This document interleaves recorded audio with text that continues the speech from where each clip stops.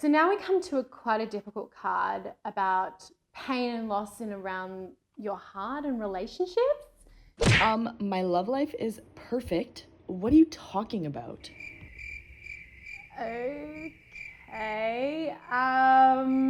We have all experienced those times in a reading when your client just doesn't want to hear it from you, and it can be infuriating. If you are as tarot obsessed as I am, make sure you subscribe to my channel to get tarot goodness every single week, and click that notification bell so you get notified every time a new video is added to my channel. Welcome back, my tarot bumblebees. It's Ethony. I have been practicing the tarot for 25 years and teaching it for a long ass time, and I'm going to be sharing with you what to do when you come across a client who just doesn't want to hear it. The first essential tip is to not take it personally. Just because your client doesn't want to hear it doesn't mean that you aren't a fantastic reader or that your reading isn't correct. It just means they're not in a headspace to hear it. Something that you can do to help this is don't look to your client for confirmation during your reading. That can derail your reading if you're always looking for constant feedback from your client if you're on the right path. What I do personally is do the reading and then I ask my client, does this resonate with you? Yes, I have absolutely been interrupted and spoken over. It happens a lot more than you'd think. But there are ways that you can gently probe people to that you can move on and just say, okay, we'll get to your questions in a moment. I just want to continue on.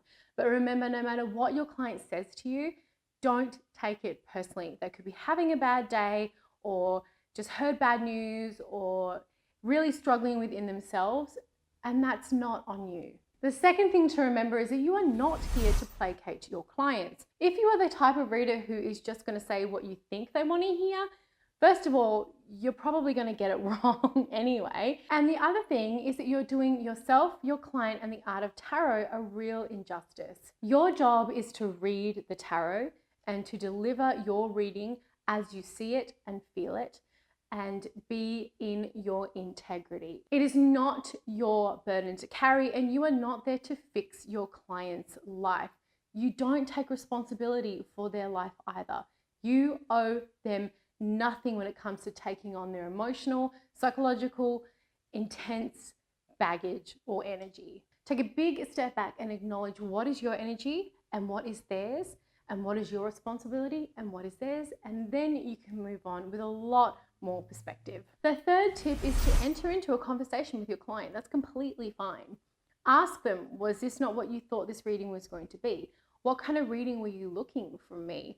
What did you want to hear? Get that information. Sometimes you can really help them unpack or unwrap their expectations versus the true gifts and opportunities they have in front of them. When you have a conversation, you can either iron out where the disconnect is, and this is a big reason why I have a very clear disclosure when I'm working with people as to this is the kind of readings that I do. And if you're looking for something like a mediumship reading that is not something that's in my wheelhouse, you probably should look somewhere else. But so having those clear expectations at the beginning avoids a lot of this. Another thing when it comes to what people want to hear is I never read for people in a point of crisis. So they could be emotionally very up or very down, and that's a difficult place to read for people because if someone is in acute stress or crisis, they're not going to hear any message you give to them anyway.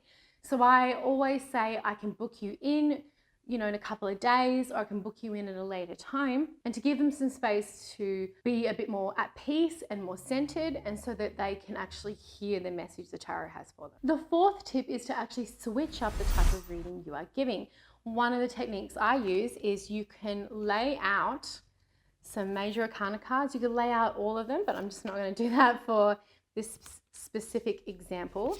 So you can lay them out face up and have your client take a real deep look at the cards. And in doing so, ask them, which card represents you the most right now? Give them some space to choose the card and then ask them why they picked that card specifically. Then you can ask them what card represents what you desire the most right now. Again, allow them some time to really look at the cards and pick one, and then enter into conversation with them about why they picked it. Then you can also ask what card represents your biggest challenge right now and carry out the same. Now you've done an entire reading with them, and if you have the big 3 in front of you, you can even do a supporting reading for that with them, and you are both going to be on the same page, and your client has had a role in your reading that is less bypassing and more participation. Oh, I made up a word. That way your client has actually participated in the reading, and you can actually take what they have given to you and go from there. The 5th tip is to actually stop the reading. Channel your inner Spice Girl and say, stop right now. Thank you very much. We need to have a conversation. This ain't working. I don't know if throwing out Spice Girls lyrics is going to help you, but don't waste your time or their time. You can actually very politely but quite assertively stop the reading and actually have a conversation that goes something like this. I'm sorry to say that I'm actually not feeling as though this reading is connecting with you, and that we're not on the same page when it comes to this reading. We can have a chat about it, but it might be a good idea for me to refund your money and for you to find a reader that is more suited to you. That way you are not going to sit there sweating from every orifice of your being for an entire hour just to get through the session, to have your client unhappy at the end and you completely stressed. Is that money worth it? I think not. Don't be afraid to empower yourself, as you are the professional there and should act accordingly. The 6th tip and technique is for what you can do when the client has either left your reading space or you have finished that reading. The first thing you need to do is get away from your desk. Get up, go for a walk, hug a tree, cry to a bird. I don't know what is going to really help you reset. But getting away from the physical space that you've been in is a very important idea.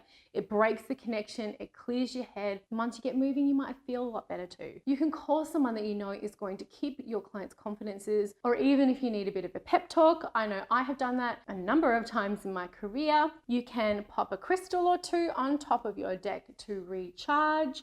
You can do some journaling, have a shower, go for a swim, do some stretches.